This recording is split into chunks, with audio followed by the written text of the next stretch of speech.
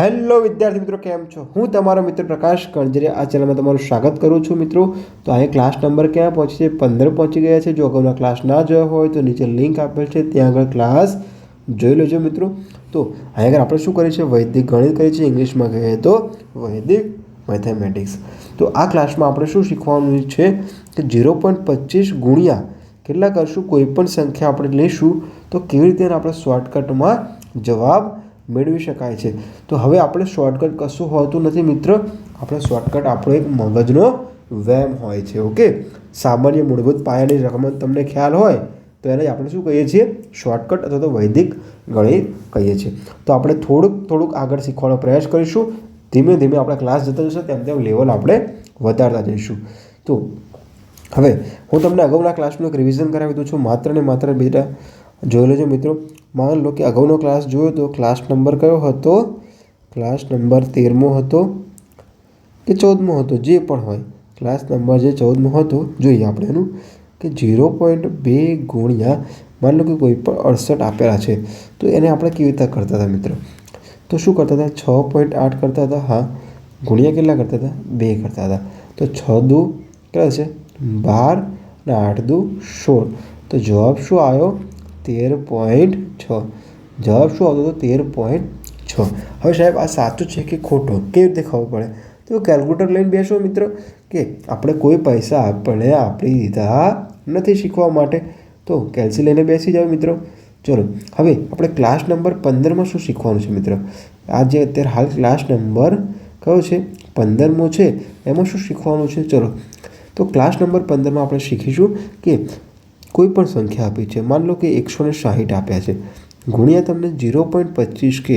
તો 0.25નો મતલબ શું થાય? સામાન્ય બાબત છે, બધાને ખબર હશે. યારે 0.25નો મતલબ શું થાય કે 100નો કેટલામો ભાગ? ચોથો ભાગ. કેટલામો ભાગ? ચોથો ભાગ, એટલે કે 25. બરાબર. હવે આ જ 25ને હું શું કહી શકું મિત્રો? 25/100 કહી શકું છું. સાચી વાત કે ખોટી વાત? ચલો તો હવે મારે 0.25 લખવું હોય તો એનો મતલબ ડાયરેક્ટ હું શું કહી શકું? 1/4. હવે આટલી ખબર પડી ગઈ મિત્ર? આટલી ખબર પડી ગઈ? હા. હવે ગણતરી કરવાનો પ્રયાસ કરો મિત્ર કે 160 કહું ગુણ્યા 1/4 કહું તો આનો જવાબ શું આવશે? ચોખ્ખો 16. તો જવાબ શું આવશે? 40. જવાબ શું આવશે? 40. શું આવશે જવાબ? 40. આ શું છે? આપણું સામાન્ય એવી બાબત હતી. અને આપણે એક શું છે કે આને આપણે એક વૈદિક ગણિતના એક ગુણાકારના રીતમાં આપણે સમાવેશ કરી શકાય. બહુ જાજુ એવું શીખવા નથી, માત્ર સામાન્ય કોન્સેપ્ટ આપણને ખબર હોવા જોઈએ. ચલો બીજો પ્રશ્ન જોઈએ. માની લો કે 270 ગુણ્યા 0.25 કરું તો ડાયરેક્ટ હવે હું મિત્ર તમે સમજી ગયા છો કે 0.25નો મતલબ શું થાય? 1/4. તો 27/4 કરો મિત્ર, એટલે કે 4 એકા 4, 4 5 20, 4 6 24. તો શું આવશે? 4 6 24. કેટલી વધી? શેષ 3 વધી. શેષ 3 વધી તો હવે શું આવશે? મીંડું ઉતારો. તો 4 5 4 7 28. તો જવાબ શું આવશે બેટા? 6.7 સમથિંગ આવો જોઈએ આપણો જવાબ. શું આવવો જોઈએ? 6.7 સમથિંગ. કરી લો. 270/4. હવે હજુ જોવાનો પ્રયાસ કરીશું. હવે કેટલી શેષ વધી? 2 વધી શેષ. ચાલો હવે ડાયરેક્ટ સાહેબ તમે આટલું બધું ડાયરેક્ટ ગણો છો, હું તમને સમજાવું છું બેટા. કશું જ નથી ડાયરેક્ટ કર્યું. હવે શું કર્યો છો? આનો મતલબ હું તમને કહું કે 6.7 હતા એ કેમ પોઈન્ટ કપાશે ને આગળ જશે એ તમને સમજાવીશ. તો પહેલાં સમજો. 27/4. તો 27 અહીંયા લખે, 4 અહીંયા કર્યા. તો 4 6 24 થઈ ગયા. હા. કેટલી વધી શેષ? 3 વધી. હા, ખબર પડી ગઈ. હા, મીંડું ઉતારો, પોઈન્ટ મૂકો. 4 7 28. કેટલા વધ્યા? 2 વધ્યા. મીંડું ઉતારો. 4 5 20. તો આપણો જવાબ શું આવ્યો? 6.75 આવ્યો. પરંતુ હવે શું કીધું છે? આપણે આ મીંડું નહોતું લીધું ગણતરીમાં. તો હવે આ મીંડું લઈશું એટલે કે 10 વડે ગુણીશું તો જવાબ શું આવશે બેટા? 66.5. શું આવશે? 66 અને 67.5.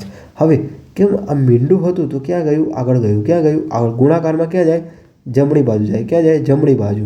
અને ભાગાકારમાં કીધું હોય તો ક્યાં આવે? ડાબી બાજુ આવે. ક્યાં આવે? ડાબી બાજુ. કેવી રીતે ખબર પડે? ચલો હું સમજાવું તમને બેટા. માન લો કે 67/10 કીધું હોય તો જવાબ શું આવે? 6.7. એટલે આ કઈ બાજુ મીંડું ગયું? ડાબી બાજુ ગયું.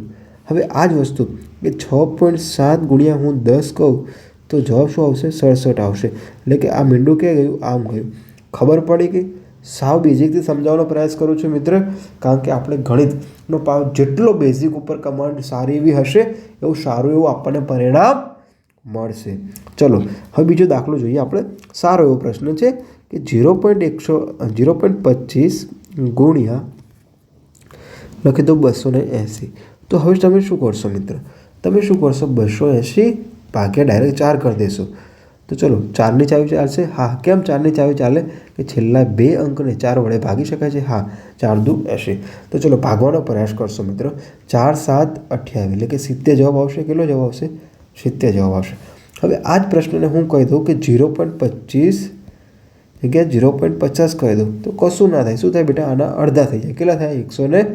140 થશે. કેટલા થશે? 140. 0.50ને શું લખી શકું? 1/2 પણ લખી શકાય. આટલું સામાન્ય આપણને બધાના લોકોને ખબર હોય છે. હવે પ્રશ્ન જોઈએ બીજો નંબર.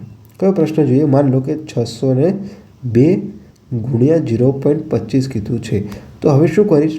602 1/કેટલા લખીશ? 4 લખીશ. આનો જવાબ પોઈન્ટમાં આવશે. કેવી રીતે આવશે? જો 602 ભાગ્યા 4 કરો. 4 એટલે 15, 4 60 થાય. 15 × 15 15 2 15 4 60. તો શેષ કેટલી વધી? 2 વધી. પોઈન્ટ ઉતારો. 4 5 20. જવાબ શું આવે બેટા? 15.5. આપણો જવાબ શું આવ્યો? 15.5. ખબર પડી કે મને કેમ ખબર પડી હતી પોઈન્ટમાં આવ્યું? કેમ? કારણ કે શું હતું કે આ 4 વડે ભાગી શકાતા નથી. ખબર પડી ગઈ? ચલો 600 ને શું આવે બેટા? 4 આવે તો જવાબ શું આવે? નકરો 15 આવે. શું આવે જવાબ? નકરો 15. ઓકે. મારું બેઝિક ફંડામેન્ટલ સારું છે એટલે મને ખ્યાલ આવ્યા છે. તમારું પણ સારું હશે મિત્ર. તો સારું હોય તો આપણે પ્રયાસ કરીશું ગણવાનો. ચલો બીજો પ્રશ્ન જોઈએ. માની લો કે 0.25 ગુણ્યા 900 કહું છું તમને. કેટલા કહું છું? 900. તો હવે ડાયરેક્ટ હું કરી દઉં 900 ભાગ્યા કેટલા કરું? 4 કરું. તો હવે 900 ભાગ્યા 4 કેવી રીતે થશે બેટા? ચલો અહીં લખી દઈએ 900 ભાગ્યા 4. તો શું કરશું? 20 દુ 80 થશે. બરાબર. હવે જવાબ શું આવશે? 10 વધ્યા 100 વધ્યા. તો શું આવશે? 25 આવશે. કેટલા આવશે? 20.25 આવશે ને? હા. તો હવે શું આવશે જવાબ? 0. તો 900 ભાગ્યા કેટલા કરું? 4. તો શું આવશે? શું આવશે જવાબ? જો બેટા આ ભૂલ ક્યાં થઈ આપણે? જો આવું કહું ભૂલ, જો બહુ આપણે સ્પીડમાં કરીએ ત્યારે ભૂલ થાય છે. જો શું છે? જો 900 ભાગ્યા કેટલા છે? 4. તો ભાગ ચાલો આપણે 4 × 4 4 દુ 8. બહુ આગળ નથી ભાગવું આપણે. 10 ઉતારો. તો 4 દુ 8. કેટલા ઉતાર્યા? 2. આ મીંડું ઉતારો. આ મીંડું ગયું. આ મીંડું ઉતારી લીધું. હા. તો 4 5 20. જો સાવ સિમ્પલ હતો પણ આપણે થોડુંક મગજ વધારે વાપર્યું એટલે ભૂલ પડે. તો જવાબ શું આવશે? 225. ખ્યાલ આવી ગયો છે?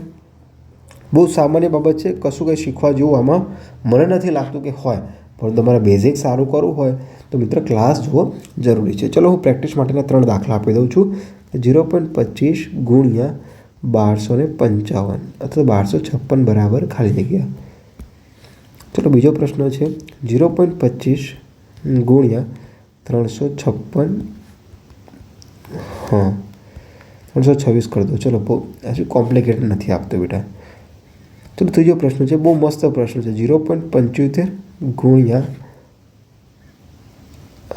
326.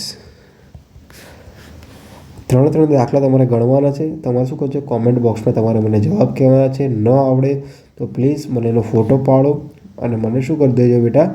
વોટ્સઅપ કરી દેજો. અથવા મિત્ર તમે શું કરી દેજો? વોટ્સઅપ કરી દેજો, જેથી કરીને આપણે સમજવાનો પ્રયાસ સારી રીતે કરી શકીએ.